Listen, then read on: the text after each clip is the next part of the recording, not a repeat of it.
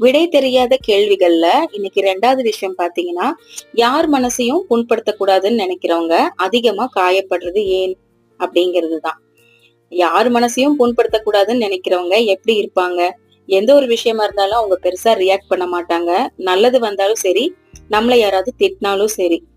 Correct தான், அந்த மாதிரி இருக்கிறது நல்லதுதான். அது சாதாரண விஷயத்துக்கு பரவாயில்ல. இப்போ நம்ம வீட்லயே யாரோ ஒருத்தர் தப்பு பண்ணிட்டாங்கன்னு வைங்க, நம்ம அமைதியா இருக்கோம், அதாவது நம்ம யாரையும் புண்படுத்த மாட்டோம் அப்படிங்கிற குணத்துல இருக்கிற நம்ம அந்த கேள்வியே கேட்காம இருந்தா அந்த சின்ன தப்பு போக போக பெரிய தப்பா மாறும். அப்ப நம்ம தப்புக்கு துணை போகிற மாதிரி ஆயிரும். இது பெரிய பிரச்சனை ஆகும்போது அதை நம்மள கண்டிப்பா பாதிக்க தானே செய்யும். அதனால எப்பவுமே நம்ம எதுவா இருந்தாலும் கண்டிப்பா ரியாக்ட் பண்ணி தான் ஆகணும். நான் யார் மனசையும் புண்படுத்த மாட்டேன், அதனால நம்ம பேசாம இருக்கோம்னு நம்ம நினைச்சோம்னா கண்டிப்பா நம்மளே அதுக்கு காயப்பட்டுதான் ஆக வேண்டிய சூழ்நிலையும் இருக்கும்.